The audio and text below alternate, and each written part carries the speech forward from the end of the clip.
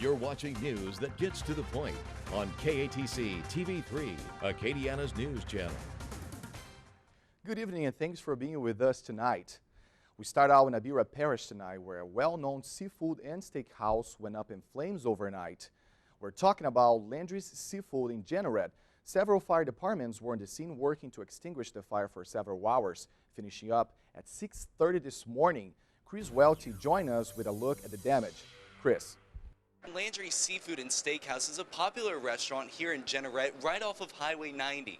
Around 1 o'clock this morning, though, it went up in flames. We toured the damage today with Landry's daughter, Lauren, and take a look at this video. You can see there's heavy damage in the kitchen, but also a lot of smoke and water damage in the main dining room. For generations, this restaurant has been in the Landry family. My parents put a lot of time. So now we're going to talk about the weather. Natalie, what does the weather look like for this coming week? Well, it looks like we're not going to see much relief from the heat. Now, a few isolated showers will continue throughout this evening, but hit or miss at that. So let's go ahead and take a look at your satellite and radar picture. Throughout the last 6 hours, not much showing up here other than a few passing clouds. And what we can expect throughout the next 24-hour forecast is not much change. A carbon copy day looks to stay very, very hot. Feel like temperatures well above 100 degrees throughout the day. So like I always say, stay very, very cool if you can. Stay indoors and keep that water bottle handy because it will be very hot. And I'll show you the rest of your week forecast coming up.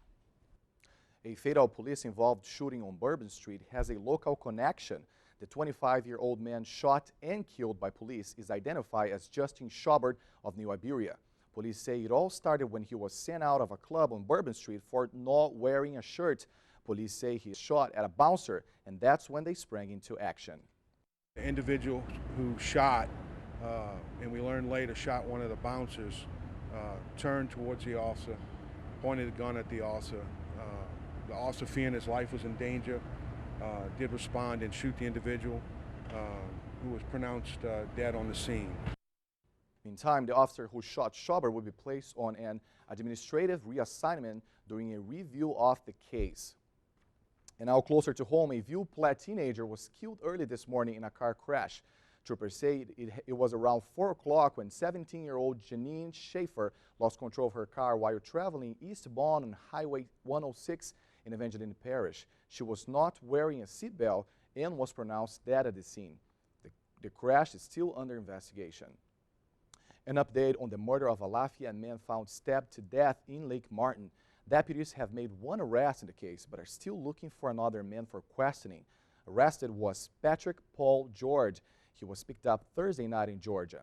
George was arrested for obstruction of justice to first-degree murder in connection with the death of Corey Saunier, who was found in Lake Martin back in June. David Anderson, meantime, is wanted for questioning in this case. If you know his whereabouts, please contact the St. Martin Parish Sheriff's Office. Residents of Opelousas could pay more for services as the city struggles to close a projected $2 million budget deficit. The city's budget committee, which has been meeting for months, is expected to make recommendations at next week's city council meeting. Options include canceling the city's Spice and Music Festival, closing a fire station, laying off employees, and raising fees. Skyrocketing state retirement costs get much of the blame for the budget woes. The state is gearing up for another bicentennial bash, this one in celebration of Louisiana becoming a state.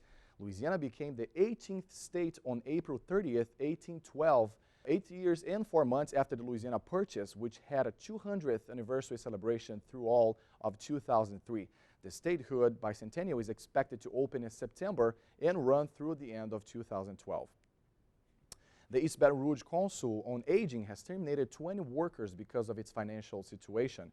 The terminations were part of reorganization to help the council deal with an expected $2,000 budget shortfall.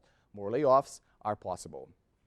President Obama is working late tonight, meeting with congressional leaders about heading off a national credit crisis. On paper, the government ran out of money on August 2nd. ABC's Tom Bradley is at the White House tonight. President Obama and congressional leaders are trying to figure out what to do after House Speaker John Boehner walked away from the beginnings of a grand bargain. Sources say the president and Speaker Boehner showed interest in a $4 trillion budget deal that included tax reform, entitlement reform.